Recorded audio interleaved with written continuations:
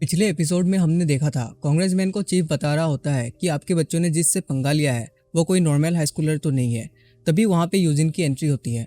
दूसरी साइड में चीफ को पता लग जाता है कि यूजिन वहाँ पे पहुँच चुका है और वो कहता है इतना जल्दी वो वहाँ पे पहुँच भी गया, ये बंदा आखिर है कौन। और हंसते हुए मन में सोचता है कि मैं एक हाई स्कूलर से पिट गया, मुझे तो ऐसा लगता है कि अब मुझे इस काम को छोड़ देना चाहिए।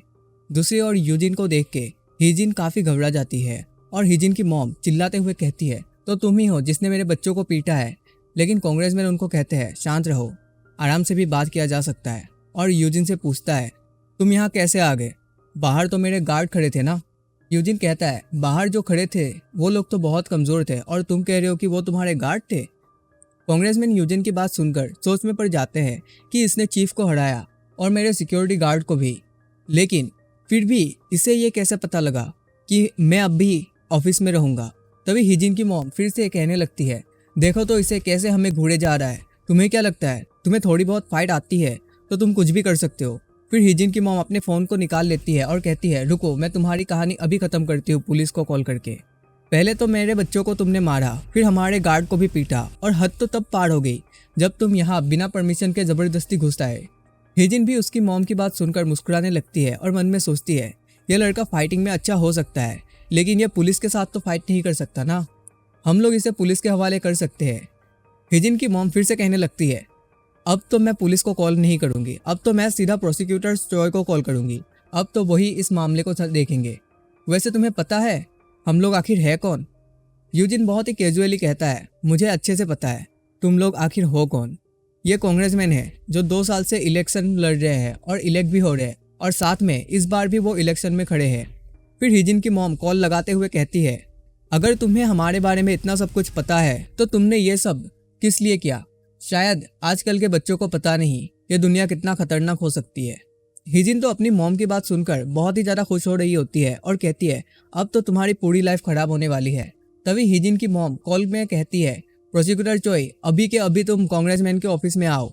उसी वक्त यूजिन अपने फ़ोन निकाल लेता है और उसमें एक वीडियो चलाता है। उस वीडियो में एक स्कूल की लड़की हिजिन से रोते हुए माफ़ी मांग रही होती है और हिजिन अपने फ्रेंड्स के साथ उस लड़की को मार रही होती है। वो लड़की हिजिन से कहती है मुझे माफ़ कर दो, मुझे मेरे काम के बस इतने ही पैसे मिले। हिजिन उसे मारते हुए कहती है तुम मजाक तो नहीं कर रही हो, $180 से क्या होगा, मैंने तुम्हें $500 लाने के लिए कहा था। अगर इस काम से तुम्हें इतने पैसे नहीं मिल रहे तो तुम कोई दूसरा काम ढूंढ लो, नहीं तो अपना शरीर को बेचना चालू कर दो। यूजिन उन सबको ये वीडियो दिखाता है तो सब लोग बहुत ही ज़्यादा हैरान हो जाते हैं। प्रोसिक्यूटर चॉय भी हिजिन की मॉम को कहते हैं मैम मुझे क्या अभी आना है, तो हिजिन की मॉम उन्हें मना कर देती है और कहती है बाद में कॉल करती हूँ। हिजिन ये वीडियो को देखकर सोचती है ये इसे कहाँ से मिला। तब हमें यूजिन का एक फ्लैशबैक दिखाया जाता है जहाँ यूजिन ऑफिस में आने से पहले हिजिन के घर गया हुआ था। तब उसे हिजिन के पीसी से ये सारे वीडियो मिले और वो अपने फ़ोन में कॉपी कर लिया था। हिजिन बहुत ज़्यादा घबरा जाती है और अपने डैड से कहती है डैड मैंने तो उनसे बस मजाक किया था।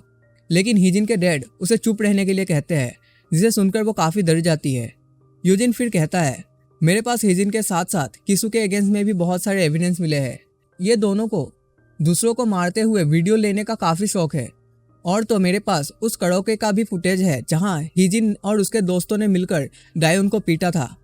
तभी हिजिन की मॉम गुस्से के साथ चिल्लाते हुए कहती है तो तुम हमें धमकी देने की कोशिश कर रहे हो, तुम्हें लगता भी है ऐसे धमकियां हमारे सामने काम भी करेगी।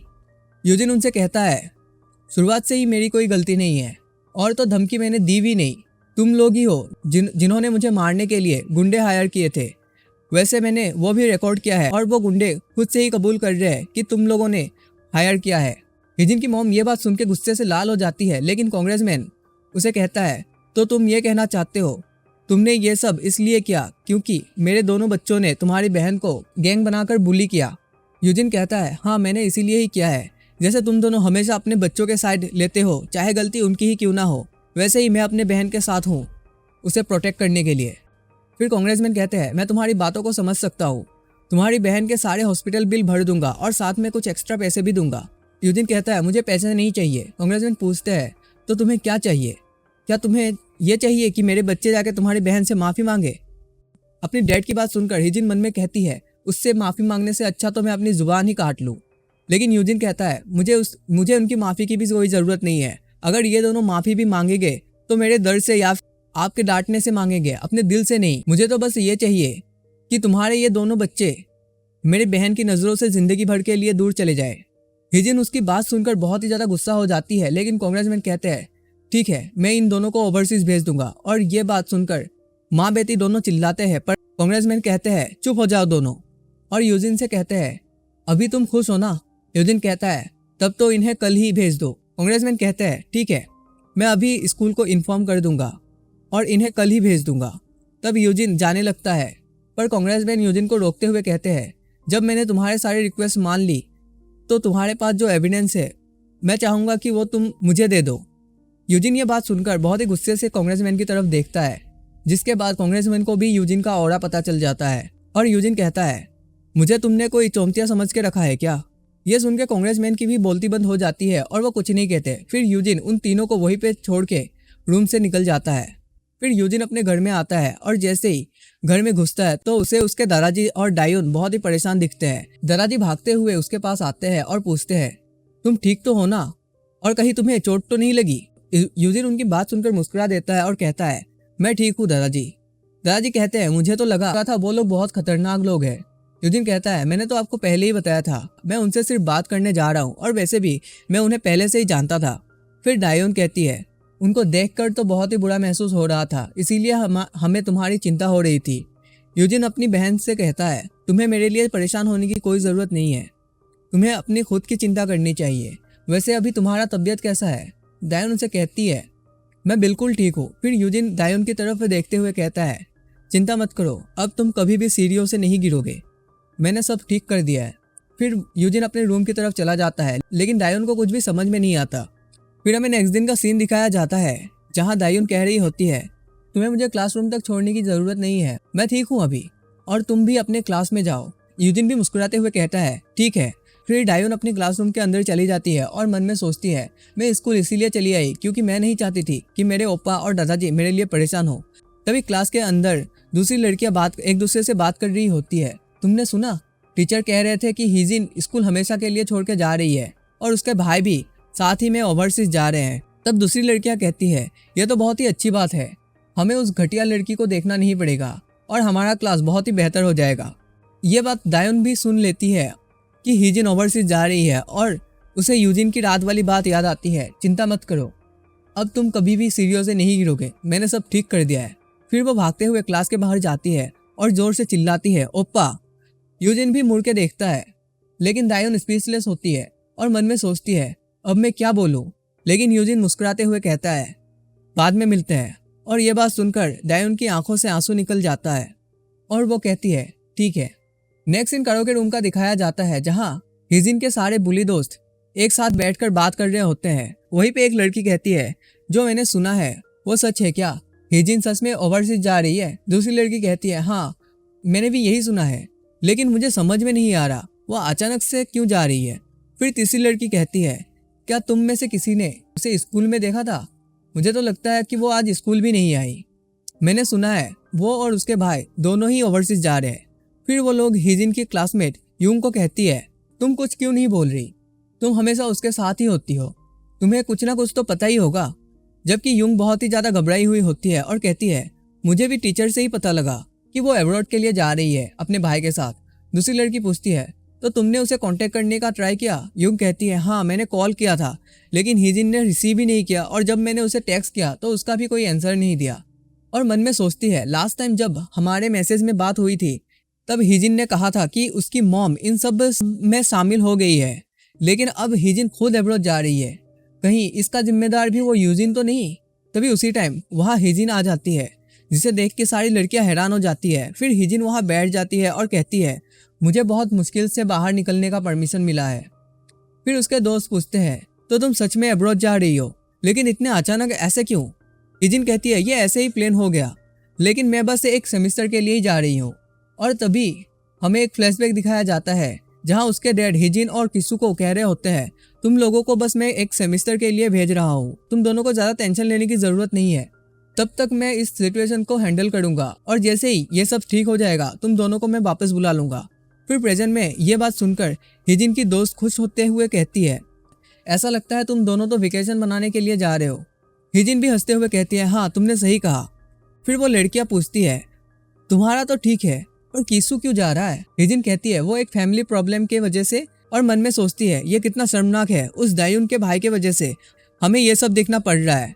तभी हिजिन के बाकी के फ्रेंड उससे पूछते हैं कि उस कमीनी दायून के भाई के साथ क्या हुआ, क्या तुम्हारे भाई और उसके दोस्तों ने मिलकर उसको ठिकाने लगा दिया।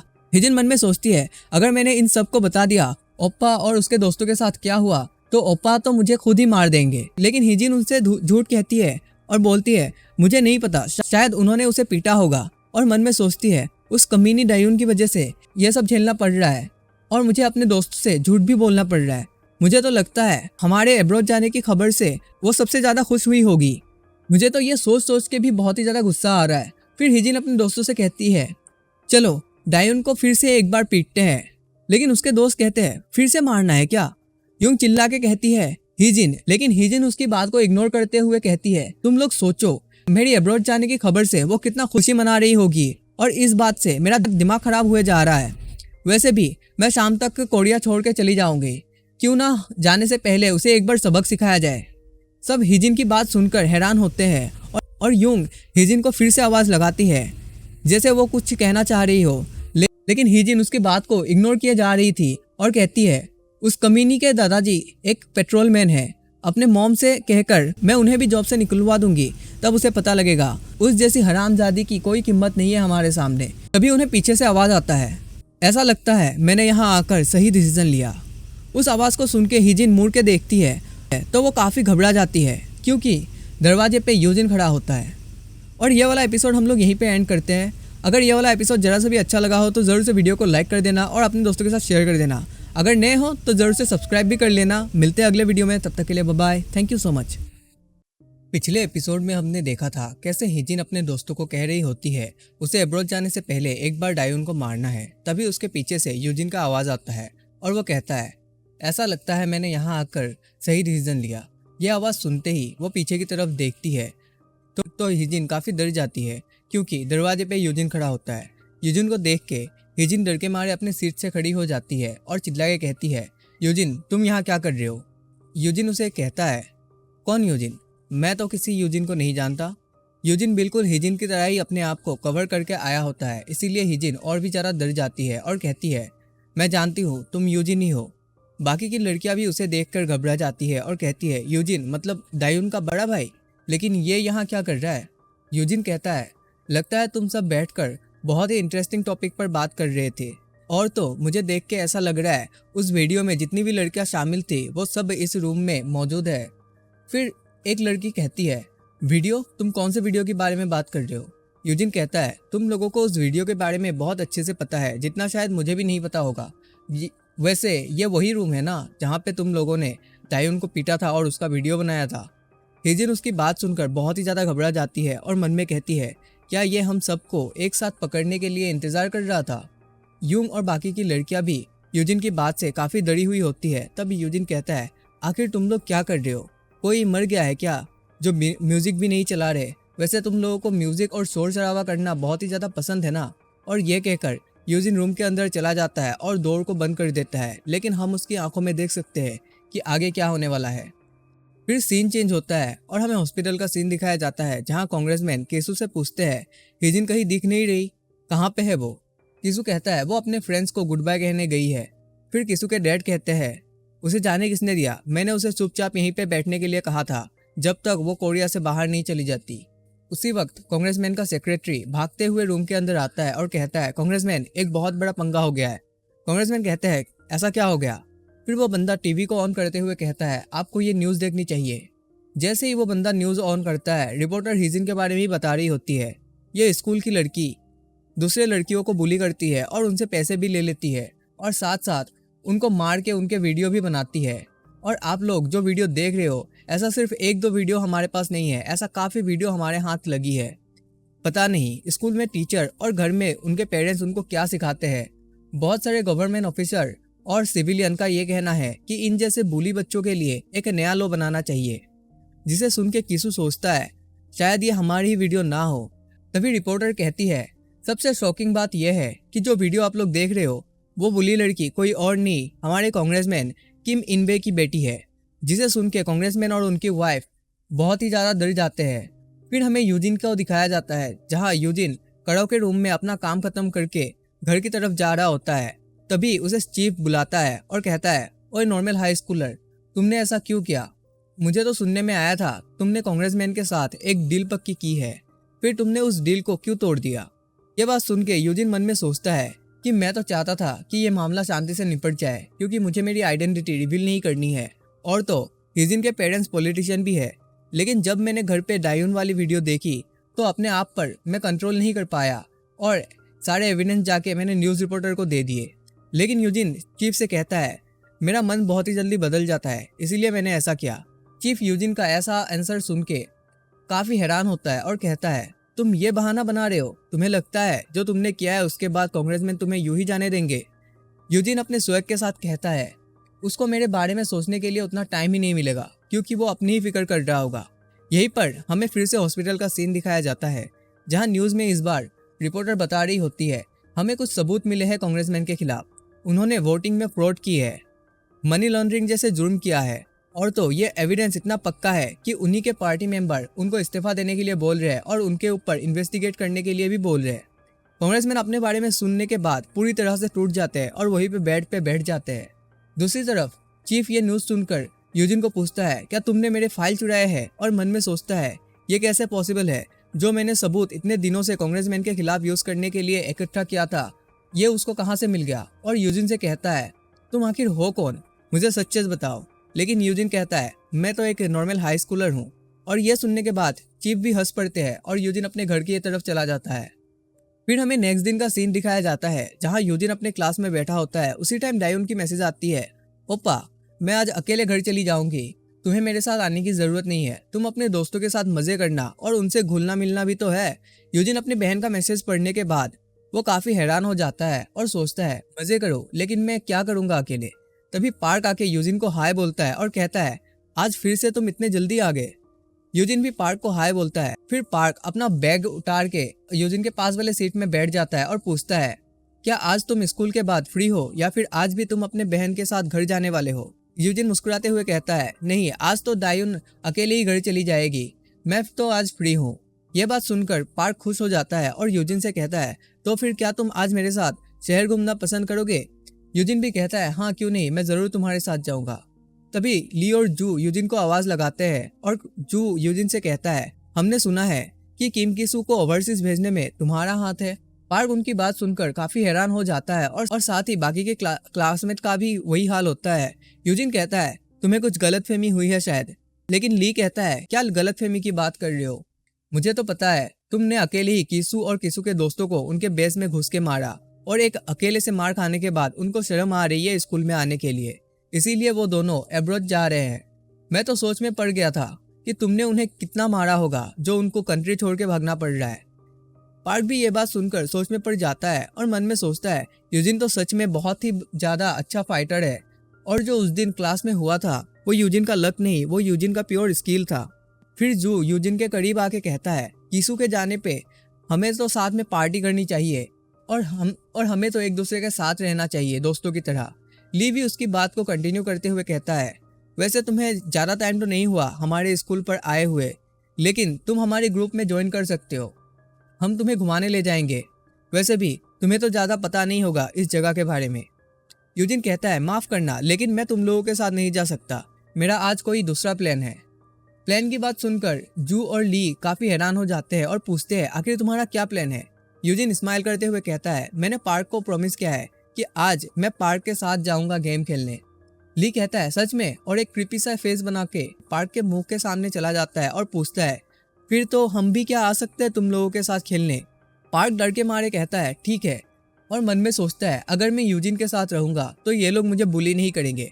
यूजिन पार्क की तरफ देखता है तो वो बहुत ही ज़्यादा डरा हुआ दिखता है, इसीलिए यूजिन पूछ लेता है, पार्क तुम ठीक तो हो ना? और पार्क भी कहता है, हाँ मैं बिल्कुल ठीक हूँ। तभी क्लास में टीचर आती है और सबको शांत रहने के लिए बोलती है। टीचर के साथ 2 नए स्टूडेंट भी होते हैं और उन्हें देख के सब शौक हो जाते हैं। पार्क भी उनको देखकर शौक हो जाता है और उसे देख के यूजिन पार्क से पूछता है, तुम क्या उन्हें पहले से जानते हो? पार्क कहता है, हाँ, इनको तो कौन नहीं जानता होगा। इस लड़की का नाम शिन यूना है और इसके दादाजी SW ग्रुप के ओनर है, जो कि हमारे कंट्री का सबसे बड़ी कंपनी है, और जो उसके साथ लड़का है उसका नाम सुकजो है, और ये दोनों बचपन से ही साथ में रहते हैं। और मैंने सुना है सुकजू यूना का सेक्रेटरी और गार्ड दोनों ही है। फिर टीचर सबसे कहती है, मुझे पता है कि तुम में से ज्यादातर बच्चों को पता होगा ये दोनों आखिर है कौन। मैं ज्यादा टाइम वेस्ट नहीं करूंगी इनको इंट्रोड्यूस करवाने। ये लोग 2 साल अमेरिका में पढ़ने गए थे और अभी अभी लौट के आए हैं। आज से ये तुम लोगों के क्लास में ही पढ़ेंगे। सुकजू को देखकर ली और जू दोनों बहुत ही ज्यादा परेशान होते हैं और दोनों मन में सोचते हैं, एक तो पहले से यूजिन था, अब सुकजू भी हमारे क्लास में आ गया है। अब तो स्कूल लाइफ पूरा शांति से पार करना पड़ेगा, नहीं तो हमें ही तकलीफ होगी। पार्क भी उन्हें देखकर सोच रहा होता है, मैं तो इसीलिए सुबह से सोच रहा था कि यहाँ 2 नया डेस्क क्यों लगाया है, अभी पता चला उनके लिए। और यूना तो पहले से भी ज्यादा खूबसूरत दिख रही है। क्लास के दूसरे बच्चे भी यूना को देख के फिदा हो रहे थे, लेकिन सुकजो यूजिन को घूर घूर के देख रहा होता है, और यूजिन तो पहले से ही लोगों को घूरने में माहिर है। यूना यूजिन को देखता है और सुकजू से पूछता है, ये लड़का कौन है, क्या ये कोई सेलिब्रिटी है? सुकजू कहता है, मुझे नहीं पता, मुझे जो 1 हफ्ते पहले फाइल मिली थी स्टूडेंट के लिस्ट की, उसमें इस लड़के के बारे में कुछ भी नहीं लिखा था। मैं फिर से चेक करके बताऊंगा। फिर यूना यूजिन की तरफ देखने लगती है, तो यूजिन भी एक बार के लिए देखता है। यूना यूजिन को देख के एक स्माइल कर देती है, लेकिन यूजिन अपना मुंह आगे की तरफ कर लेता है, जिसके वजह से यूना शर्माते हुए सोचती है, इसने मुझे इग्नोर क्यों कर दिया। फिर पार्क यूजिन से कहता है, तुम छुट्टी के बाद कहाँ जाना चाहोगे? यूजिन कहता है, मुझे नहीं पता, तुम ही बताओ, तुम जहाँ कहोगे मैं वही चलूंगा। पार्क तब मुस्कुराते हुए कहता है, हम पीसी कैफे चलते हैं, वहाँ बहुत मजा आएगा। यूजिन को पीसी कैफे का नाम सुनते ही एक फ्लैशबैक याद आता है, जहाँ लेफ्टिनेंट यूजिन को बता रहे होते हैं कि आजकल के हाई स्कूलर पीसी कैफे जाते हैं। एक हाई स्कूलर स्कूल के बाद अपने दोस्तों के साथ पीसी कैफे जाता है। लेफ्टिनेंट फिर यूजिन को कहते हैं, मैंने क्या कहा, कहाँ जाते हैं? यूजिन कहता है, पीसी कैफे सर। लेफ्टिनेंट कहते हैं, राइट, और कहते हैं पीसी कैफे में बच्चे जाके गेम खेलते हैं, और कोई कोई जाकर नेट चलाता है, कोई कोई वीडियो देखता है, लेकिन ज़्यादातर बच्चे गेम खेलने ही जाते हैं, और तुम्हें आज मैं कुछ गेम भी खेलना सिखाऊंगा। फिर यूजिन प्रेजेंट में यही सोच रहा होता है कि लेफ्टिनेंट का इन्फॉर्मेशन एकदम परफेक्ट था। फिर पार्क यूजिन को कहता है, पीसी कैफे के बाद हम लोग रमीन खाएंगे और कोका भी जाएंगे। कोका मतलब कॉइन करोगे। फिर यूजिन मन में कहता है, लेफ्टिनेंट ने तो इसके बारे में भी मुझे बताया था कि इसमें बच्चे जाके गाना गाते हैं। और यूजिन को लेफ्टिनेंट कहते हैं, मैंने तुम्हारे लिए कुछ ट्रेंडिंग गाने चूज किए हैं, ये तुम अच्छे से याद कर लो, आगे तुम्हारे ये काम आएंगे। यूजिन भी कहता है, समझ गया सर।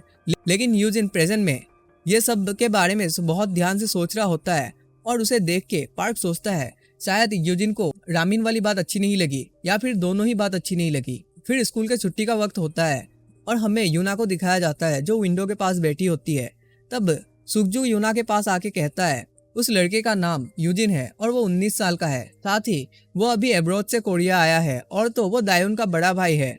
यूना दायुन को पहले से ही जानती है, तो इसीलिए यूना काफी हैरान होती है और कहती है, लेकिन मुझे तो पता था कि यूना के फैमिली में सिर्फ दादाजी थे।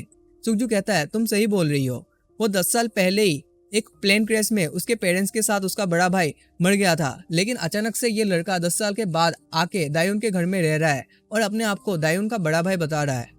यूना सुकजू की बात से काफी परेशान दिखती है, लेकिन सुकजू यूना से कहता है कि तुम चिंता मत करो, मैं इसके बारे में पूरा इन्वेस्टिगेट करूंगा और फिर आके तुम्हें रिपोर्ट कर दूंगा। नेक्स्ट सीन में हमें यूजिन को दिखाया जाता है, जो घर की तरफ जा रहा होता है। उसी टाइम उसके फोन में मैसेज आना स्टार्ट होता है। ली, जू और पार्क तीनों ने एक ग्रुप बनाया होता है और उसमें यूजिन भी होता है, और वो सारे मैसेज कर रहे होते हैं कि आज उन्हें गेम खेलने के बाद पता लगा यूजिन तो एकदम बॉट जैसा खेलता है और पार्क एक प्रो लेवल का बंदा है। फिर हमें पीसी कैफे का सीन दिखाया जाता है, जहाँ वो सारे बैठ के गेम खेल रहे होते हैं। तब जू कहता है, पार्क तो बहुत ही खतरनाक प्लेयर है, वो अकेले ही हम दोनों को पीट रहा है और तो यूजिन को भी साथ में कैरी कर रहा है। ली पार्क से पूछता है, सच बताओ तुम्हारा दूसरा अकाउंट है ना ये? पार्क कहता है, हाँ ये मेरा मेन अकाउंट नहीं है, मेरा मेन अकाउंट अलग है। ली पूछता है, तो फिर तुम्हारे मेन अकाउंट का रैंक क्या है, डायमंड या फिर मास्टर? फिर पार्क कहता है, मेरा मेन अकाउंट का रैंक है चैंपियन। जिसे सुन के ली और जू दोनों काफी हैरान हो जाते हैं। यूजिन अपने मैसेज को पढ़ते हुए आगे की तरफ जा रहा होता है, तब उसे दायुन की आवाज आती है, ओपा तुम क्या अभी अभी घर लौटे हो? यूजिन उसे कहता है, हाँ मैं अभी आ रहा हूँ, पर तुम यहाँ क्या लेने आई? तब दायुन बताती है, हमारे प्लास्टिक बैग खत्म हो गए थे, इसीलिए मैं लेने आ गई, और साथ में मैंने कुछ स्नैक भी खरीदा है। यूजिन उसे कहता है, ये बैग मुझे दे दो, मैं लेकर चलता हूँ। दायून कहती है उसकी कोई ज़रूरत नहीं है, ये बहुत ही हल्का है, मैं कैरी कर सकती हूँ। दायून फिर यूजिन से पूछती है तो तुम क्या अभी तक अपने दोस्तों के साथ थे? यूजिन कहता है हाँ, मैं अपने दोस्तों के साथ गया हुआ था।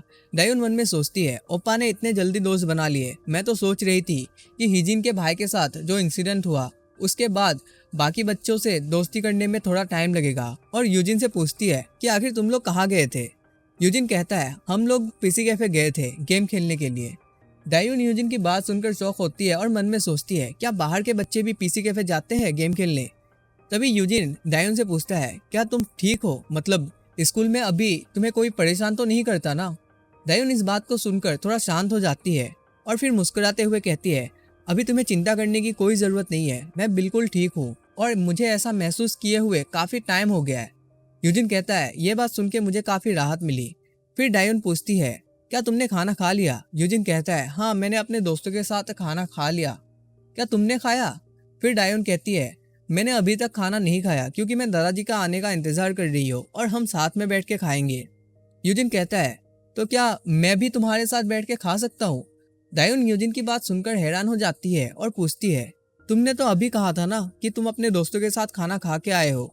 यूजिन कहता है हाँ, मैंने खाना तो खाया लेकिन मैंने बहुत ही कम खाया था, इसीलिए मुझे अभी फिर से भूख लगी है। फिर नेक्स्ट सीन में वो दोनों घर में चले जाते हैं और अपने दादाजी के साथ बैठ के खाना खा रहे होते हैं। तब दादाजी हंसते हुए कहते हैं दिन ब दिन दायून के कुकिंग स्किल बहुत ही बेहतर होते जा रहे हैं। दायून कहती है मैंने तो बस अंडा फ्राई किया है और जो सूप है वो गर्म करके दिया है। लेकिन दादाजी कहते हैं फिर भी ये सूप तो तुमने ही बनाया है ना? और यूजिन से पूछते हैं क्या मैं सही नहीं बोल रहा यूजिन? यूजिन भी कहता है हाँ, आप सही बोल रहे हो, खाना बहुत ही स्वादिष्ट है। और फिर वो दोनों हंसने लगते हैं। और फिर यूजिन को अपने पुराने दिन की याद आती है जहां वो बैटलफील्ड में सिर्फ चॉकलेट खा के सरवाइव करता था क्योंकि वहां खाना बनाने के लिए किसी के पास टाइम नहीं होता था। फिर सीन प्रेजेंट में आता है जहां यूजिन का पेट खाने से फुल हो जाता है और वो अपने रूम में आके जोर से सांस लेता है। तभी उसे लेफ्टिनेंट का कॉल आता है जिसे पिक करते हुए यूजिन कहता है जी लेफ्टिनेंट। तब लेफ्टिनेंट कहते हैं तुम मुझे लेफ्टिनेंट मत बुलाया करो यार, तुम मुझे ह्यूंग बुलाया करो, ह्यूंग मतलब बिग ब्रदर। फिर लेफ्टिनेंट यूजिन से पूछते हैं कि तुम वहाँ ठीक तो हो ना, वहाँ कुछ तुम्हें प्रॉब्लम तो नहीं आ रही ना? इस बात पे यूजिन कुछ नहीं कहता और चुपचाप रहता है, जिसके कारण लेफ्टिनेंट काफी डर जाते हैं और पूछते हैं कहीं तुमने किसी को मार तो नहीं दिया? ये बात लेफ्टिनेंट के साथी सोल्जर भी सुन लेते हैं और वो लोग भी काफी परेशान होकर पूछते हैं क्या सही में उसने किसी को मार दिया? अगर ऐसा किया है तो वो बहुत ही ज्यादा मुश्किल में पड़ सकता है। यूजिन उनकी बात सुनकर कहता है ऐसा मैंने कुछ भी नहीं किया, हाँ कुछ प्रॉब्लम हुआ था स्कूल में लेकिन मैंने किसी को मारे बिना ही सॉल्व कर लिया। यह बात सुनकर लेफ्टिनेंट को रिलीफ मिलती है और वो कहते हैं अगर तुम्हें किसी चीज़ की ज़रूरत पड़ती है तो तुम मुझे बता सकते हो। यूजिन कहता है उसकी कोई ज़रूरत नहीं है, अभी सब ठीक चल रहा है। फिर सीन चेंज होके नेक्स्ट डे का सीन दिखाया जाता है जहाँ ली, पार्क और जू तीनों एक दूसरे से बात कर रहे होते हैं। जू कहता है यूजिन भले ही फाइटिंग में अच्छा हो लेकिन उसका गेम बहुत ही गंदा है। ली कहता है अगर तुम यूजिन के फाइटिंग के बारे में बोल रहे हो तो तुम लोगों को क्या लगता है अगर सुकजो और यूजिन के बीच में फाइट हुआ तो कौन जीतेगा? जू कहता है तुम कुछ भी कह लो, अपना यूजिन जितना भी अच्छा क्यों ना हो फाइटिंग में, उस कमीने को बचपन से ही ट्रेनिंग मिल रही है। अगर वो लोग फाइट भी करेंगे तो ऐसा लगेगा कि एक प्रोफेशनल एक नौसिखिए के साथ फाइट कर रहा है। ली कहता है हाँ तुम सही कह रहे हो, उस सुकजू का तो लीग ही अलग है। फिर पार्क उनसे कहता है मैंने सुना है सुकजू ने एक बार 20 लोगों को अकेले मारा था। जू बड़े ही क्रिपी सा फेस बनाते हुए पार्क को कहता है 20 नहीं 30 जन को मारा था। यह बात सुन के पार्क भी घबरा जाता है और कहता है 30 जन को अकेले ने मारा? फिर ली कहता है पहले तो 10 जन यूना और सुकजू को जाके परेशान कर रहे थे, जब उन 10 जन को सुकजू ने मारा तब कहीं और से 20 जन आ गए लेकिन उन्हें भी सुकजू ने बड़े आराम से मार के सुला दिया। ये कहानी सुन के पार्क भी काफी सरप्राइज हो जाता है और पूछता है तब तो यूना के किडनैपर को भी सुकजू ने ही पकड़ा होगा और उन्होंने तो कहा था कि वो किडनैपर एक रिटायर्ड आर्मी ऑफिसर थे। जू कहता है ये बात तो सच भी हो सकती है, इसीलिए तो मैं कह रहा हूँ अपना यूजिन उस सुकजू के सामने एक नौसिखिया है। तभी हमें दूसरी साइड यूजिन को दिखाया जाता है जो अपनी क्लास की तरफ आ रहा होता है और वही रास्ते में सुकजू खड़ा होता है। सुकजू यूजिन से कहता है आखिर तुम हो कौन? यूजिन कहता है मैं कुछ समझा नहीं, आखिर तुम कहना क्या चाहते हो? फिर सुकजू कहता है मासूम बनने की कोशिश मत करो, तुम मुझे ये बताओ तुम अपनी फेक आइडेंटिटी लेके यहाँ क्यों आए हो? और मैंने ये भी सुना है कि तुम ही हो जिसने कीसू और उसकी बहन को स्कूल से निकलवाया है। यूजिन कहता है, कीसू के साथ मेरा थोड़ा बहुत पंगा चल रहा था, लेकिन उसके स्कूल छोड़ के जाने के पीछे मेरा कोई हाथ नहीं है। फिर सुगजू कहता है, ठीक है मैं मानता हूँ, लेकिन मुझे ये बताओ, तुम जिस स्कूल के स्टूडेंट बता के यहाँ पे ट्रांसफर लिए हो, उस स्कूल में तो तुम्हारे नाम का कोई स्टूडेंट ही नहीं था कभी भी। और ये एपिसोड हम लोग यहीं पे एंड करते हैं। आगे क्या होगा तुम लोग गेस कर सकते हो तो कमेंट में बताना। बाकी अगर वीडियो में कुछ भी अच्छा लगा हो तो जरूर से वीडियो को लाइक करके अपने दोस्तों के साथ शेयर कर देना, और नए हो तो जरूर से सब्सक्राइब कर लेना। मिलते हैं अगले वीडियो में, तब तक के लिए bye bye, thank you so much. Episode की शुरुआत में हमें यूना और डायोन को दिखाते हैं। डायोन यूना से मिलकर काफ़ी खुश होती है और यूना से कहती है, मुझे नहीं लगता था कि तुम वापस भी आओगे। यूना उसे कहती है, मैं कल ही आई हूँ और तो मैं तुम्हारे ओपा के क्लास में ही हूँ। डायोन उसकी बात सुनकर हैरान हो जाती है। यूना उसे कहती है, लेकिन मुझे तो लगा था कि तुम्हारा कोई ओपा नहीं है। डायोन कहती है, हाँ मैंने भी ऐसा ही सोचा था कि मेरा भाई मेरे पेरेंट्स के साथ ही मर गया है, लेकिन मैं गलत साबित हुई। फिर डायोन हल्का सा मुस्कुराते हुए कहती है, 6 महीने पहले ही हमें पता चला कि वो जिंदा है। और हमें एक फ्लैशबैक दिखाते हैं जहाँ दादाजी फ़ोन पकड़ के रो रहे होते हैं। तभी डायोन उनसे पूछती है, दादाजी क्या हुआ आपको, आप रो क्यों रहे हो?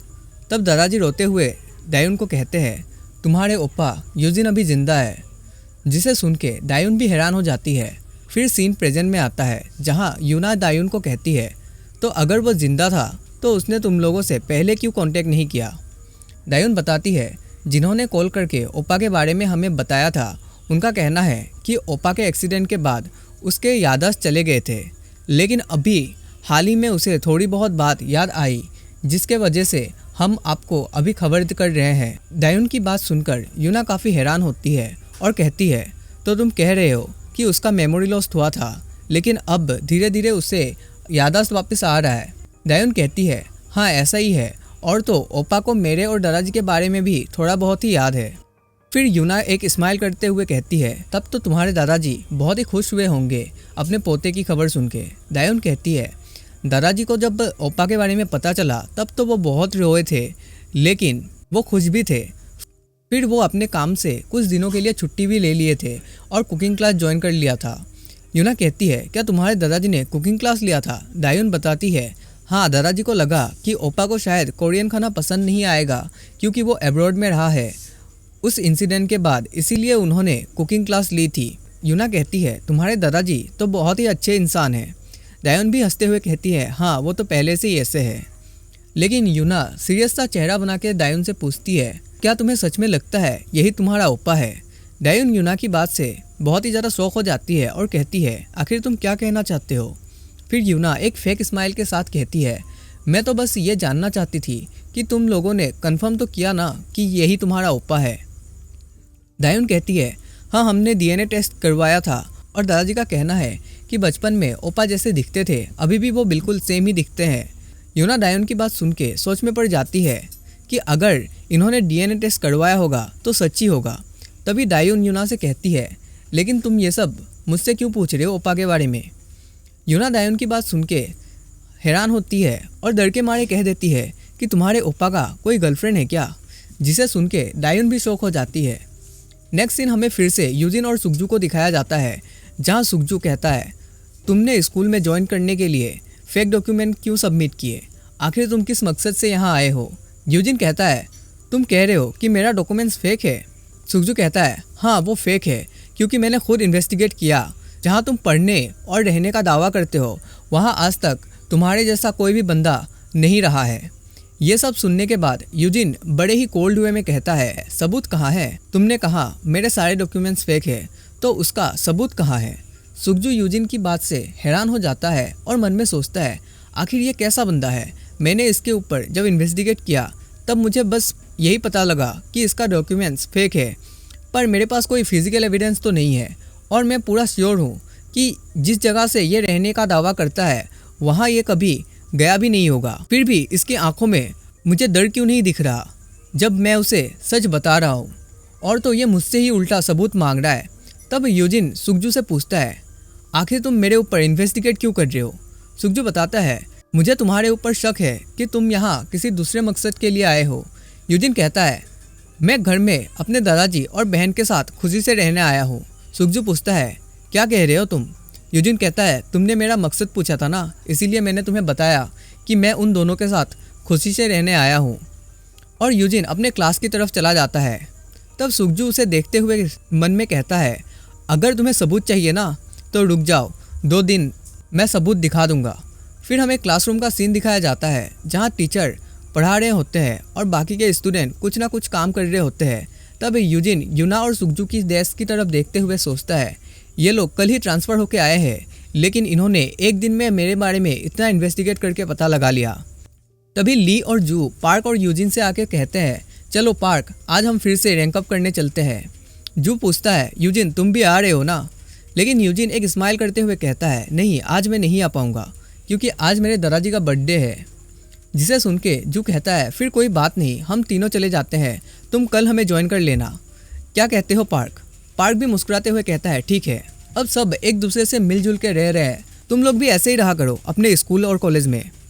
फिर सीन चेंज होता है जहाँ सुखजो यूना से बोल रहा होता है, मेरे हाथों फिजिकल एविडेंस तो नहीं है, पर मैं श्योर हूँ उसका हर एक डॉक्यूमेंट्स फेक है और मुझे तो लगता है डीएनए का रिपोर्ट भी नकली है। और जब मैं दायुन के ऊपर इन्वेस्टिगेट कर रहा था तब मुझे पता लगा कि सू और उसकी बहन हिजिन दायुन को बहुत ही बुली किया करते थे। यूना पूछती है, बुली मतलब कितना ज़्यादा बुली करते थे? सुखजू कहता है, इतना ज़्यादा बुली करते थे जितना अगर कोई दूसरे स्टूडेंट के साथ होता तो वो स्कूल कब का छोड़ के चला जाता। और तो जो न्यूज़ में दिखा रहे थे उनके वीडियो, उसमें दायुन का भी वीडियो था, पर वो इतना ब्रूटल था कि उन्होंने उसको भी टेलीकास्ट नहीं किया। यूना ये सारी बातें सुन के काफ़ी हैरान होती है और कहती है, क्या इतना आगे तक भी कोई जा सकता है? क्या वो लोग पागल है? सुखजू कहता है, इसीलिए मुझे लगता है यूजिन ने उस किसू और उसके दोस्तों को इतना मारा कि वो लोग कंट्री छोड़ के जाने के लिए मजबूर हो गए।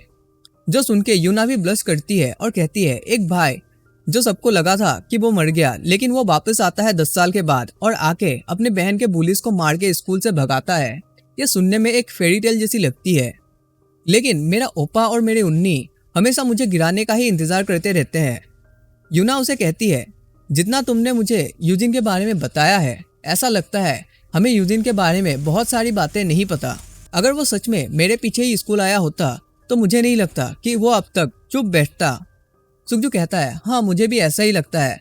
फिर यूना कहती है, तो फिर क्या वो डायुन के पीछे आया है? और उनके प्लेन क्रैश के बाद जो इंश्योरेंस का पैसा मिलने वाला था, क्या उसका क्या हुआ? सुखजू कहता है, दायुन के दादाजी के पास इंश्योरेंस के पैसे हैं, लेकिन उन्होंने उनमें से एक भी रुपए खर्च नहीं किए। और तो जब यूजिन वापस आया तो उसके हिस्से का पैसा भी दादाजी ने बैंक को लौटा दिया, लेकिन अब भी उनके पास बहुत सारे पैसे हैं, इसीलिए हम इस पॉइंट को इग्नोर तो नहीं कर सकते क्योंकि उसके गोल पैसे भी हो सकते हैं। ये बात सुन के यूना काफी चिंता में पड़ जाती है और कहती है, तब तो दायुन बहुत ही खतरे में है क्योंकि वो भी दायुन के साथ एक ही घर में रहता है। फिर हमें यूजिन और दायुन को दिखाया जाता है जहाँ वो दोनों स्टोर से कुछ सामान खरीद रहे होते हैं। तभी दायुन कहती है, ओपा, मैं तुमसे ये बात करना तो नहीं चाहती, पर मैं सोच रही थी कि तुमने प्लेन क्रैश के बाद आखिर क्या किया था। यूजिन दायुन की बात सुनकर शांत हो जाता है, जिसे देख के दायुन घबरा जाती है और कहती है, अगर तुम्हें जवाब नहीं देना है तो मत दो। यूजिन कहता है, कोई बात नहीं है, मैं तुम्हें बताता हूँ। प्लेन क्रैश के बाद मुझे बहुत ही बुरी चोट लगी थी, जिसकी वजह से मेरी याददाश्त चली गई और ऊपर से मेरा लैंग्वेज भी अलग था, तो मुझे किसी की बात भी समझ नहीं आती थी। तो ऐसा समझ सकती हो कि मैं पिछले 10 साल से बहुत ही बिजी था। दायुन यूजिन की बात सुन के पहले शौक होती है, फिर हंसते हुए कहती है कि इतना बिजी कि एक गर्लफ्रेंड भी नहीं बनाया। यूजिन कहता है, हाँ ऐसा ही कुछ। फिर दायुन कहती है, मैंने सुना कि यूना भी तुम्हारे क्लास में है। यूजिन पूछता है, क्या तुम शिन यूना के बारे में बात कर रहे हो? दायुन कहती है, हाँ मैं उन्हीं की बात कर रही हूँ, और मैं तो सरप्राइज हो गई थी जब मुझे पता लगा कि वो तुम्हारे क्लासमेट है। यूजिन पूछता है, क्या तुम उसे पहले से ही जानते हो? दायुन बताती है, हाँ वो बहुत ही अच्छी है, और वो जब अमेरिका के लिए गई थी तब मैं बहुत ही ज्यादा उदास हो गई, लेकिन अब मैं बहुत ही खुश हूँ उन्हें वापस देख के। वैसे यूना ने मुझे पूछा था कि तुम्हारा कोई गर्लफ्रेंड है क्या? जिसे सुन के यूजिन भी हैरान हो जाता है। फिर हमें थोड़ी देर बाद का सीन दिखाया जाता है जहाँ दादाजी को गिफ्ट देते हुए दायुन बोलती है, जल्दी से आप गिफ्ट को खोलिए ना। दादाजी बहुत ही सरप्राइज होते हैं और कहते हैं, इसकी क्या जरूरत थी, वैसे ही तुम्हारे पास उतना पॉकेट मनी नहीं है और तुम मेरे लिए खर्चा करके आ गई। दायून मुस्कुराते हुए कहती है, मेरे पास सेविंग्स है, आपको उतना चिंता करने की जरूरत नहीं है, और वैसे भी ये गिफ्ट उतना महंगा भी नहीं है, तो इसको आप हमेशा यूज कर सकते हो। फिर दादाजी दायून के गिफ्ट को देख के थैंक्स कहते हैं और बोलते हैं, वैसे मुझे भगवान ने पहले ही बहुत ही बड़ा गिफ्ट दे दिया। यूजिन अपना घर सही सलामत लौट आया है, इससे बड़ा गिफ्ट मेरे लिए और क्या ही हो सकता है। तभी दायून का फोन रिंग करने लगता है, जिसे सुन के वो कॉल पिक करने जाती है। तभी दूसरी साइड यूना दायून को बुलाती है पास वाले स्टोर पे कुछ बात करने के लिए। दायून भी कहती है, मैं आ रही हूँ। दादाजी दायून से पूछते हैं, तुम इतनी रात को कहाँ जा रही हो? दायून बताती है कि मैं पास वाली स्टोर पे जा रही हूँ, यूना मिलने आई है और उसे मुझसे कुछ बात करनी है। लेकिन इस बात से यूजिन थोड़ा सा भी खुश नहीं दिखता। और आज वाला एपिसोड हम लोग यहीं पे एंड करते हैं। अगर ये वाला एपिसोड थोड़ा सा भी अच्छा लगा हो तो जरूर से वीडियो को लाइक कर देना, और चैनल में नए हो तो जरूर से सब्सक्राइब कर लेना। हम लोग 500 सब्सक्राइबर के बहुत ही ज्यादा क्लोज है। मिलते हैं अगले वीडियो में, तब तक के लिए bye bye, thank you so much. कल हमने देखा था दायून यूना को मिलने घर से बाहर चली जाती है और यूजिन अपने घर पे ही होता है। फिर यूजिन अपने पीसी के सामने जाके बैठ जाता है और एसडब्ल्यू ग्रुप के ऊपर रिसर्च करने लगता है और मन में सोचता है कि ये एसडब्ल्यू ग्रुप वाले मेरे ऊपर क्यों इन्वेस्टिगेट कर रहे हैं। उसी टाइम बाहर से दादाजी यूजिन को बुलाते हैं और कहते हैं, मैं थोड़ा बाहर होके आ रहा हूँ। यूजिन कहता है, क्या आप दायून को लेने जा रहे हो? दादाजी कहते हैं, हाँ मैं दायून को लेने जा रहा हूँ और साथ में मुझे थोड़ा वॉक भी करना चाहिए, अपनी सेहत के लिए अच्छा है। फिर यूजिन मुस्कुराते हुए कहता है, आपको जाने की ज़रूरत नहीं है दादाजी, मैं चला जाता हूँ, और वैसे भी आपको सुबह जल्दी उठ के काम पे जाना है, तो आप अभी जाके रेस्ट कर लीजिए, और मुझे स्टोर से कुछ खरीदना भी है। दादाजी कहते हैं, ठीक है चले जाओ और अपना ध्यान रखना। यूजिन कहता है, ठीक है मैं अपना ध्यान रखूँगा, और बाहर चला जाता है। नेक्स्ट सीन में हमें दायून और यूना को दिखाते हैं, जहाँ यूना दायून को बता रही होती है अमेरिका में स्टडी के साथ साथ बहुत कुछ सिखाते हैं। दायून कहती है, तब तो तुम्हें बहुत ही मज़ा आया होगा। यूना कहती है, नहीं नहीं, इनके कारण तो और भी ज़्यादा प्रेशर बढ़ जाता है। वैसे दायून, तुमने कभी सोचा है अब्रॉड जाके पढ़ने के बारे में? क्योंकि बहुत सारे हाई स्कूल स्टूडेंट वहाँ जाके पढ़ना चाहते हैं। दायून यूना की बात सुन के हैरान होती है और कहती है, मैंने कभी इसके बारे में नहीं सोचा। यूना पूछती है, ऐसा क्यों? तुमने क्यों नहीं सोचा? बाहर जाके अगर पढ़ोगे तो तुम्हें ज़्यादा अपॉर्चुनिटी मिलेगी। दायून कहती है, बाहर जाने में एक तो बहुत ही ज़्यादा पैसा लगेगा, और तो मुझे घर से भी दूर रहना पड़ेगा, जिसके वजह से दादाजी अकेले पड़ जाएंगे, और मैं नहीं चाहती दादाजी को अकेले रहना पड़े, क्योंकि हाल ही में उनकी तबीयत और भी ज़्यादा ख़राब हो गई है। यूना दायून की बात सुनकर हैरान होती है और मन में कहती है, ये तो बिल्कुल भी नहीं बदली, बचपन में जैसी थी अब भी वैसे ही है, एकदम मासूम। फिर दायून मुस्कुराते हुए कहती है, अब मेरी चिंता थोड़ी कम हो गई है जब से ओप्पा घर वापस आए हैं। जबकि यूना दायून को मुस्कुराते हुए देख के सोच रही होती है, क्या मैं इसको सच बता दूं? और फिर हमें एक फ्लैशबैक दिखाया जाता है, जहां सुगजू यूना को बता रहा होता है, लास्ट में मेरे पास कोई फिजिकल एविडेंस तो नहीं था, लेकिन यूजिन ने जिस स्कूल में पढ़ने का दावा किया है, मैंने वहाँ के ऑफिशियल्स से सारे इंटेल निकालवा लिया है, और वहाँ यूजिन नाम का कोई भी स्टूडेंट नहीं रहा है। और तो मैंने फ़ोटो भी भेजा था, कहीं वो अलग नाम से तो वहाँ नहीं पढ़ रहा था, लेकिन उनका कहना है कि इस लड़के को उन्होंने कभी देखा ही नहीं है। अब तो मेरे पास सारे सबूत है, उसके सारे डॉक्यूमेंट्स फेक है, लेकिन मैं अभी भी उसके ऊपर इन्वेस्टिगेट कर रहा हूँ। जिसे सुन के यूना अपनी सीट से खड़ी हो जाती है और कहती है, चलो हमें जाके दायून को ये बातें बतानी पड़ेगी। सुगजू कहता है, मैंने ये सारी इन्वेस्टिगेशन तुम्हारे प्रोटेक्शन के लिए किया है, ना कि दायून के लिए। यूना गुस्से से कहती है, जो लड़का 10 साल पहले मर गया है, उसका फेक आइडेंटिटी लेके कोई दूसरा दायून के घर में रह रहा है, और तुम चाहते हो कि मैं चुपचाप बैठी रहूं? ऐसा नहीं हो सकता, मुझे एटलीस्ट दायून को सच्चाई तो बतानी पड़ेगी। लेकिन प्रेजेंट में यूना दायून को देखते हुए सोचती है, मैं तो तुम्हें यहाँ यूजिन की सच्चाई बताने आई हूँ, लेकिन तुम यूजिन की बात करते वक्त ऐसा चेहरा क्यों बना रही हो? तभी दायून कहती है, मुझे बहुत ही अच्छा लगा तुमसे बात करके, क्योंकि मैंने काफ़ी दिनों से किसी से भी इतने खुल के बात नहीं की। दायून की बात सुन के यूना हैरान होती है और मन में कहती है, दायून को इसीलिए अच्छा लग रहा है क्योंकि काफ़ी दिनों से ये बुली हो रही है। उसी टाइम यूजिन दायून को लेने के लिए आ रहा होता है, लेकिन सुगजू उसे रोक लेता है और यूजिन साइड से निकलने की कोशिश करता है, लेकिन सुगजू फिर से यूजिन के सामने खड़ा हो जाता है और कहता है, तुम क्यों ना थोड़ी देर यहाँ इंतज़ार करो, वो लोग कुछ बात कर रहे हैं। सुगजू यूजिन की ओर देखते हुए सोच रहा होता है कि यह शायद इसीलिए आया है कि कहीं यूना दायून को सच्चाई ना बता दे, जिसके वजह से मैं इसे प्रभोग नहीं कर सकता, लेकिन मैं यूं ही ये तमाशा भी तो नहीं देख सकता, वरना दायून भी यूना की तरह खतरे में पड़ सकती है। सुगजू यूजिन से कहता है, थोड़ी देर और इंतज़ार कर लो जब तक वो बात कर रहे हैं। सुखजू मन में कहता है, एक बार मेरा इन्वेस्टिगेशन ख़त्म हो जाए फिर मैं इसे सबक सिखाऊंगा। यूजिन भी वही सुखजू की बात सुनकर रुक जाता है। तभी एक गाड़ी बहुत ही स्पीड के साथ आती है और दोनों को उड़ाते हुए चली जाती है, जिसके वजह से उन दोनों को काफ़ी चोट भी लगती है। यूजिन अपने आप को संभालते हुए उठता है तो उसे दिखता है उस गाड़ी से कुछ बंदे निकलते हैं और यूना और डायुन को किडनैप करके उस गाड़ी में बिठा लेते हैं। यूजिन को ये सब देखकर बहुत ही ज़्यादा गुस्सा आता है और वो गाड़ी के पीछे दौड़ने लगता है, लेकिन गाड़ी बड़े ही तेज़ी से आगे निकल जाती है। यूजिन के साथ साथ सुखजू भी भागता है, लेकिन दोनों ही गाड़ी को पकड़ नहीं पाते और वहीं पे रुक जाते हैं। फिर यूजिन को लगता है कि ये काम सुखजू का है और सुखजू को लगता है ये काम यूजिन ने करवाया है, जिसके कारण वो दोनों एक दूसरे के कॉलर पकड़ लेते हैं। और यूजिन बहुत ही गुस्से से पूछता है, वो लोग कौन थे?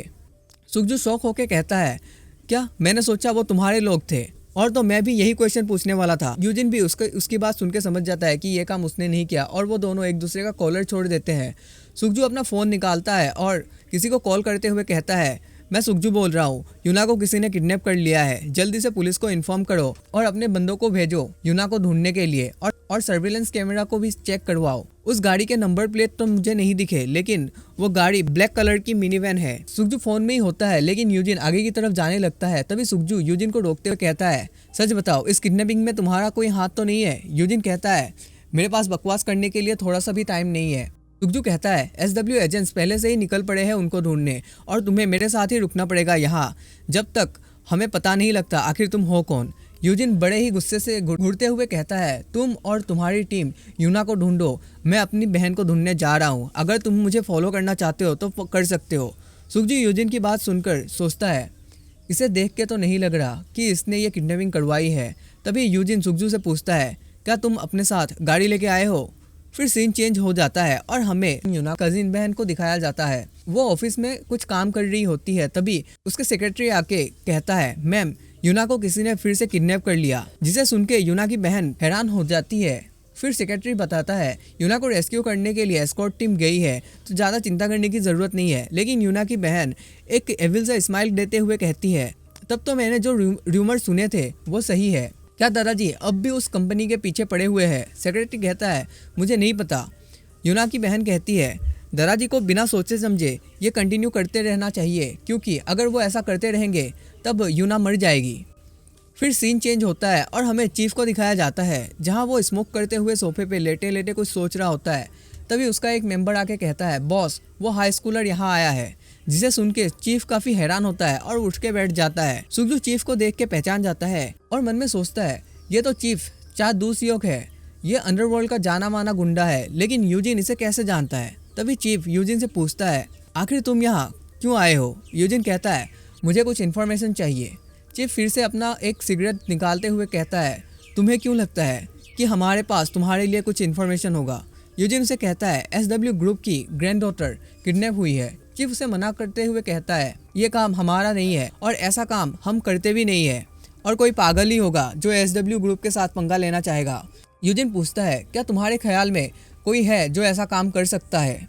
चीफ कहता है कि तुम्हें क्यों लगता है कि अगर मुझे पता भी होगा तो मैं तुम्हें बताऊंगा? तुम्हें पता भी है जो मेरे फाइल चुरा के तुमने हंगामा मचाया था, उसकी वजह से मुझे कितनी मुश्किल पड़ी है। यूजिन उसे कहता है, तुम्हें बता नहीं पड़ेगा, क्योंकि उन्होंने मेरी छोटी बहन को भी किडनैप कर लिया है। जिसे सुन के चीफ शांत हो जाता है और एक लंबी सांस लेते हुए कहता है, मैं पागल हो गया हूँ शायद, जो ये मैं तुम्हें बता रहा हूँ। मैंने कुछ रिपोर्ट सुने हैं कि कुछ लोग जिन्हें कोरियन अच्छे से नहीं आती, वो यहाँ पे आके मेरे लोगों से एक वेयरहाउस मांग रहे थे, और उन्होंने बहुत सारी गाड़ियों की भी बात की थी, और तो उन्हें कुछ मेरे लोग भी चाहिए थे। वो लोग बहुत सारे पैसे ऑफर कर रहे थे, लेकिन मैंने मना कर दिया, क्योंकि हम लोग ऐसा काम नहीं करते। चीफ उसे कहता है, मैंने अपने लोगों से सुना है कि वो दूसरे ग्रुप वाले उनके ऑफर को एक्सेप्ट कर लिया है, और वो सारे तुम्हें इंचियोन में मिलेंगे, लेकिन मुझे स्पेसिफिक जगह के बारे में नहीं पता कि वो कहाँ पे है। यूजिन चीफ की बात सुन के कहता है, तुम्हारा शुक्रिया, और वो जाने लगता है। तभी चीफ यूजिन को अपना फ़ोन देते हुए कहता है, ये मेरा फ़ोन है, इसमें तुम अपना नंबर सेव कर दो। यूजिन उसकी बात सुनकर बहुत ही ज़्यादा हैरान हो जाता है, जिसे देख के चीफ गुस्से के साथ कहता है, तुम इतना हैरान क्यों हो रहे हो? मैंने तुम्हारा नंबर इसलिए मांगा है, अगर मुझे उनके लोकेशन के बारे में पता लगा तो मैं तुम्हें बता पाऊँ। यूजिन अपना नंबर उस मोबाइल पे सेव कर देता है और कहता है, बाहर जो बाइक खड़ी है क्या वो तुम्हारी है? चीफ उसे कहता है, क्या अब वो बाइक भी तुम्हें चाहिए? फिर वो बाहर आ जाते हैं। यूजिन चीफ का बाइक ले लेता है और सुगजू से कहता है कि मैं बाइक से उन्हें ढूंढने जा रहा हूँ, तुम्हें जो करना है तुम कर सकते हो। सुगजू कहता है तुम पागल तो नहीं हो गए, ये इन्फॉर्मेशन कंफर्म भी नहीं है, लेकिन तुम फिर भी इनके ऊपर भरोसा करके जा रहे हो। यूजिन कहता है यूना तो ठीक होगी क्योंकि उन किडनैपर्स को यूना से मतलब है, लेकिन दायुन से उनको कुछ भी फायदा नहीं होगा, इसीलिए वो लोग दायुन को मार सकते हैं। सुगजू यूजिन की बात सुन के खामोश रहता है और मन में सोचता है पता नहीं ये बंदा आखिर है कौन। किडनैपिंग के बाद इसने क्विक रिस्पॉन्स किया और ये आकर यहाँ इंटेल गैदर भी कर लिया, अब तो उस जगह पे भी वो जा रहा है। फिर सुगजू यूजिन से कहता है हमें यहाँ से जितना भी इन्फॉर्मेशन मिला मैंने सारे अपने एजेंट्स को बता दिए हैं और मैं गाड़ी में तुम्हारे पीछे पीछे आऊँगा। यूजिन कहता है जो मन करे वो करो, और ये कहकर वो बड़े ही तेजी से यूजिन वहाँ से निकल जाता है।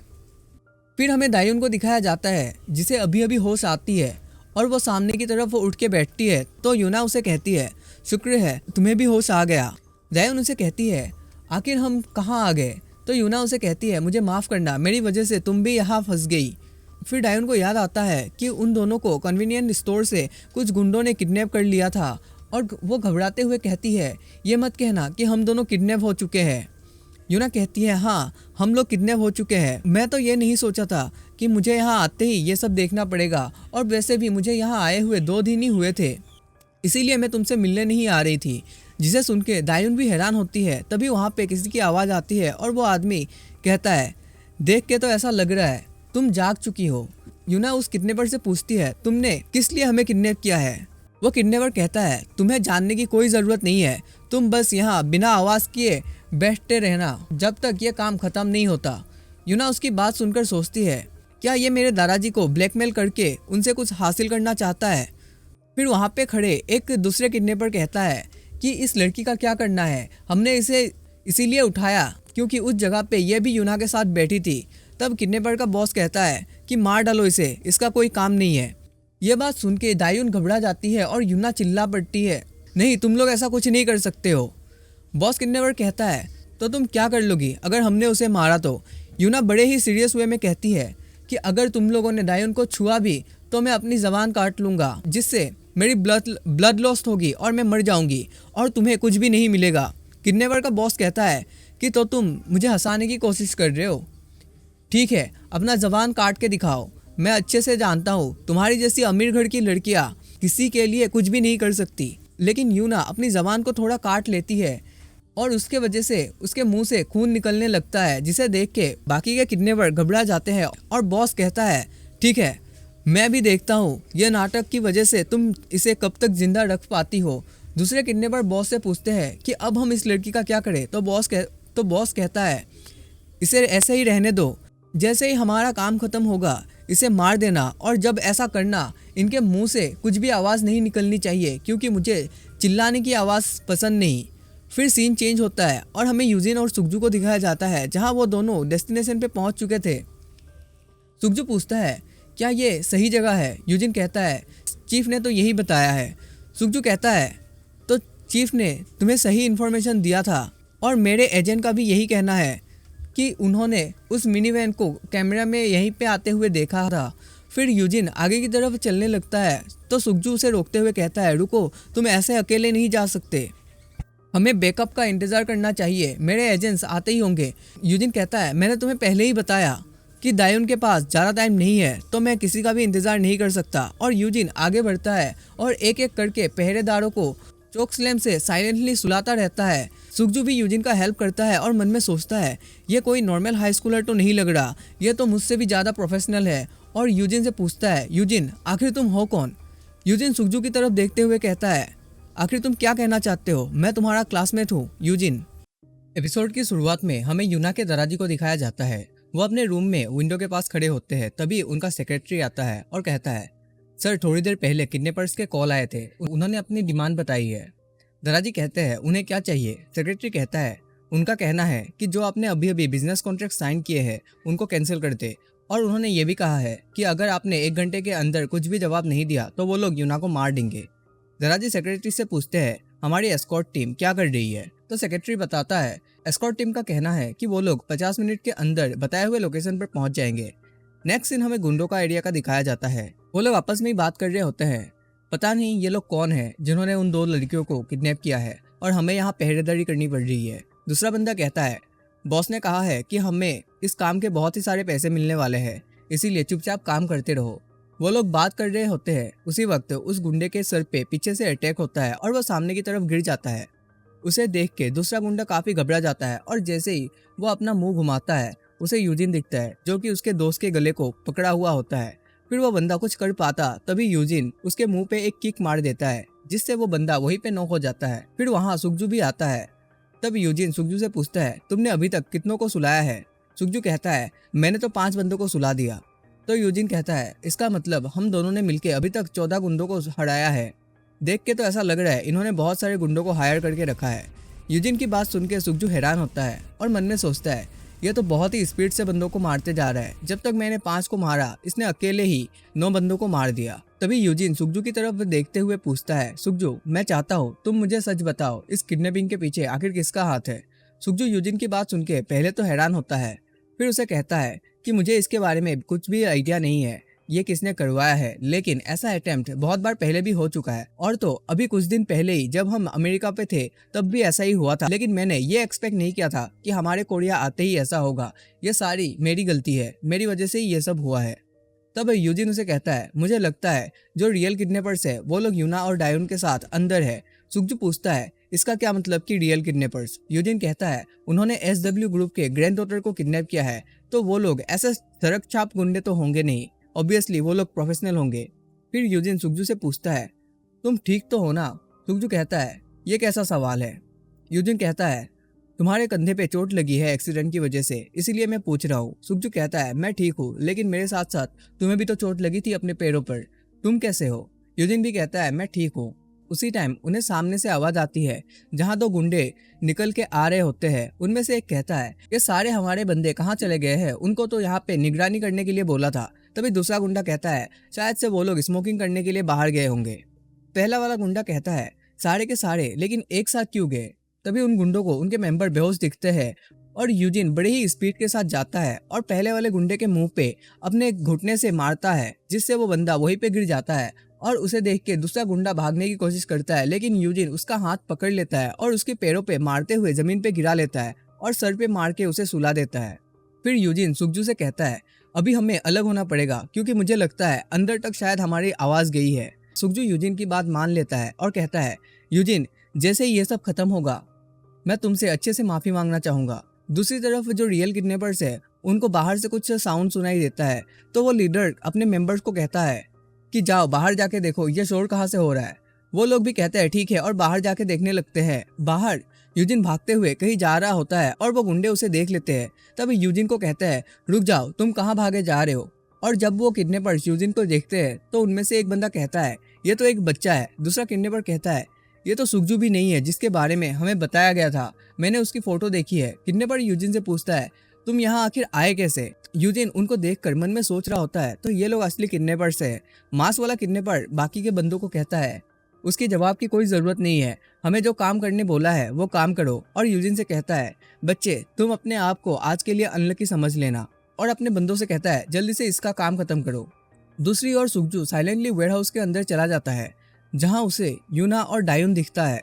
उनके आंखों में पट्टी बंधी हुई होती है। सुगजू मन में कहता है, लगता है यहाँ कोई भी नहीं है, शायद यूजिन की शोर से वो लोग बाहर चले गए हैं। सुगजू दबे पाव उनकी तरफ जाता है और उनकी आंखों से पट्टियां हटा देता है, जिसे देख के दोनों ही काफी हैरान होती है।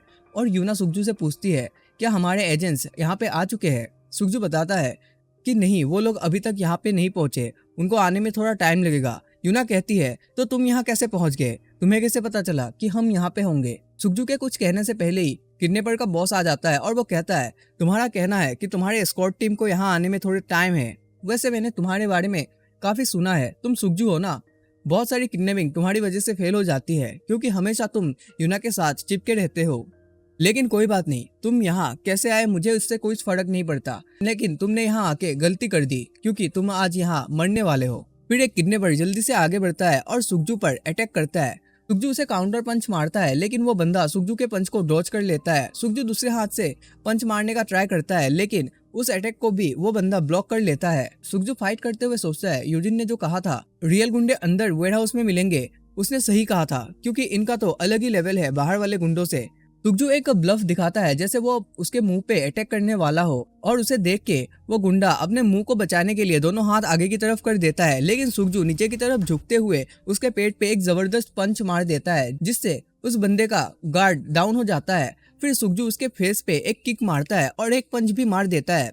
वो बंदा भी फिर से अपना पंच बना के आगे आता है, लेकिन सुगजू बड़े ही तेजी के साथ उसके हाथ पकड़ लेता है और पीछे जाके अपने घुटनों से उसके पीठ पे मार देता है जिससे वो बंदा जमीन पे गिर जाता है। सुगजू को देखकर किडनैपर का बॉस कहता है, मैंने सुना था कि तुम्हें बचपन से ही बॉडीगार्ड बनने की ट्रेनिंग दी जा रही है, इसीलिए तुम इतना अच्छा हो फाइटिंग में, लेकिन यहाँ कोई फ्रेंडली बैटल तो नहीं हो रहा। सुगजू उसकी बात से हैरान होता है। तभी जमीन पे गिरा हुआ बंदा उठता है और अपना नाइफ निकाल लेता है और बहुत ही तेजी से सुगजू के ऊपर 3-4 कट लगा देता है जिससे सुगजू की बॉडी से ब्लड निकलना चालू हो जाता है।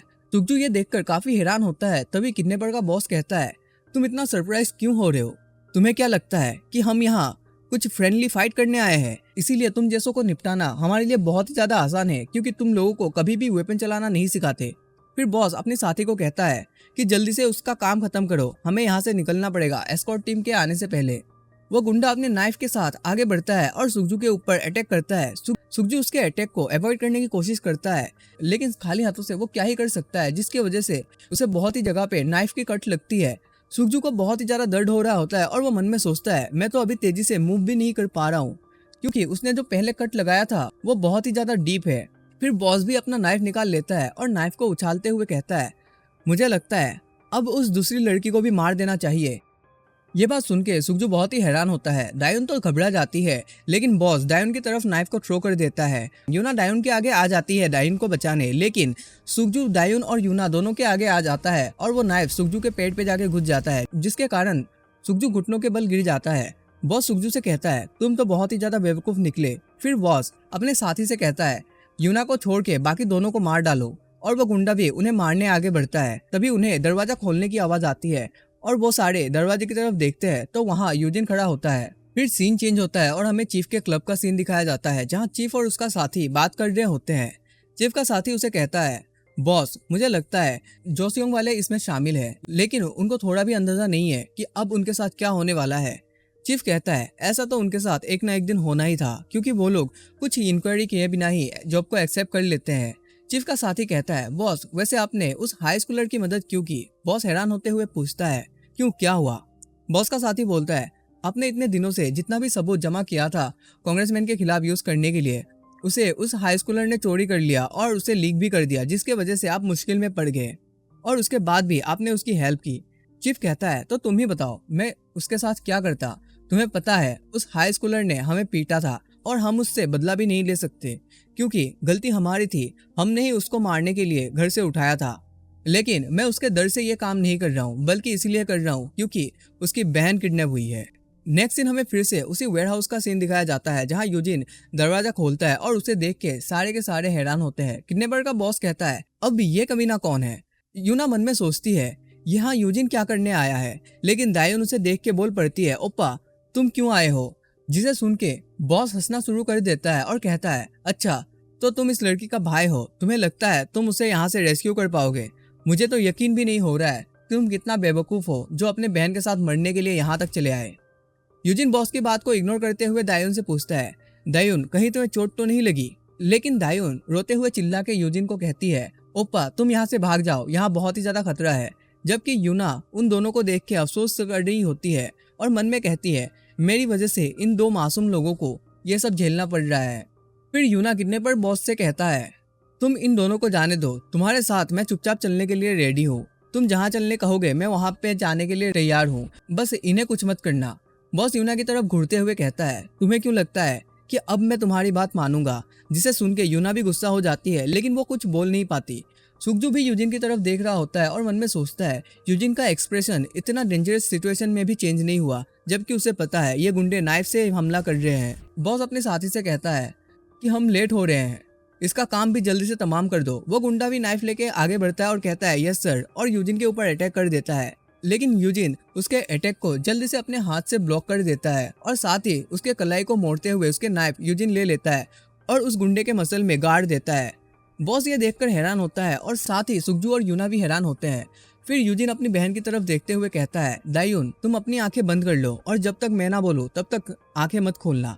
दायुन भी यूजिन की बात सुन के अपनी आंखें बंद कर लेती है। फिर यूजिन उस नाइफ को उस गुंडे के मसल से निकालते हुए उसके हाथ और पैर पे 2-3 कट लगा देता है, जिससे वो बंदा चिल्लाते हुए जमीन पे गिर जाता है। यूजिन को देख के यूना काफी हैरान होती है और सोचती है इसने ये कैसे किया।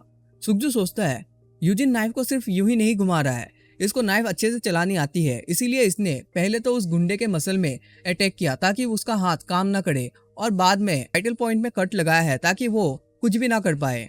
बॉस यूजिन से कहता है कहीं तुम एस्कॉर्ट टीम का मेंबर तो नहीं हो, लेकिन यूजिन उसे कुछ भी जवाब नहीं देता और बस घूरे जा रहा होता है। बॉस कहता है नहीं, ये एस्कॉर्ट टीम का मेंबर तो नहीं लग रहा, कुछ और ही बात है। जिस तरह से इसने नाइफ को यूज किया है देख के तो ऐसा लग रहा है ये कोई प्रोफेशनल है, लेकिन कोई बात नहीं, तुम एस्कॉर्ट टीम का मेंबर हो या ना हो, लेकिन तुम आज यहाँ मरने वाले हो। और ये कहकर वो बड़े स्पीड के साथ आगे बढ़ता है और यूजिन के ऊपर नाइफ से हमला करता है, लेकिन यूजिन नीचे झुक के उसके अटैक को डॉज कर लेता है। बॉस फिर से अपना नाइफ से दूसरा अटैक करता है, लेकिन यूजिन उसे भी ब्लॉक करते हुए अपने नाइफ बॉस के पेट पे स्टेप करने की कोशिश करता है, जिससे देख के बॉस काफी हैरान होता है और तुरंत ही अपने आप को यूजिन से दूर कर लेता है। पर बॉस रुकता नहीं है, तुरंत ही बड़े ही स्पीड के साथ यूजिन के ऊपर अटैक करने आता है, लेकिन यूजिन किडनैपर बॉस के हाथ को ब्लॉक करते हुए अपने नाइफ से बहुत सारे कट उसके हाथ पे लगा देता है। जिसके बाद बॉस फिर से अपना डिस्टेंस मेंटेन करता है और कहता है आखिर तुम हो कौन, और सोचता है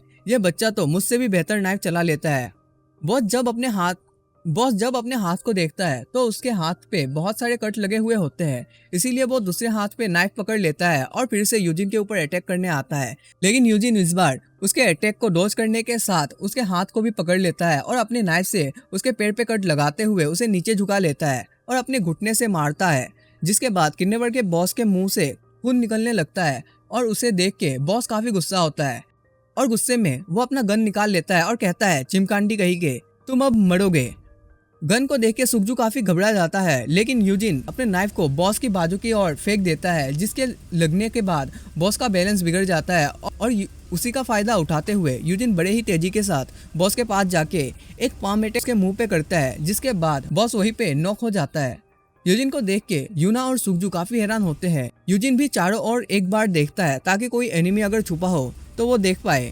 फिर वो दायुन के पास जाके बैठ जाता है और कहता है दायुन अब तुम अपनी आंखें खोल सकती हो। दायुन अपनी आंखें खोलती है तो सामने यूजिन बैठा हुआ होता है। यूजिन कहता है चलो मैं तुम्हें यहाँ लेने आया हूँ, लेकिन दायुन यूजिन को देख के काफी परेशान होती है और वो कहती है ओपा तुम्हारे सर से तो खून निकल रहे हैं, क्या तुम ठीक हो। यूजिन दायुन की बात सुन के काफी हैरान होता है, क्योंकि हमेशा से उसे ऐसे ही लोग मिले हैं जो अपनी चिंता पहले करते हैं और दूसरों की नहीं, लेकिन दायुन अपनी चिंता किए बिना वो पहले यूजिन की चिंता कर रही थी। फिर यूजिन स्माइल करते हुए कहता है मैं ठीक हूँ, मुझे तो बस थोड़ा सा ही लगा है। लेकिन दायुन यूजिन को देख के रोना शुरू कर देती है, क्योंकि दायुन को लगता है उसके भाई को चोट उसकी वजह से लगी है। यूजिन दायुन को रोते हुए देख घबरा जाता है और पूछता है तुम रो क्यों रही हो, मत रो ना, या कहीं तुम्हें चोट लगी है। ये वाला एपिसोड हम लोग यहीं पे एंड करते हैं। अगर ये वाला एपिसोड आप लोगों को थोड़ा सा भी अच्छा लगा हो तो जरूर से वीडियो को लाइक कर देना, चैनल में नए हो तो जरूर से सब्सक्राइब कर लेना और अपने दोस्तों के साथ शेयर करना मत भूलना। मिलते हैं अगले एपिसोड में, तब तक के लिए bye bye, thank you so much.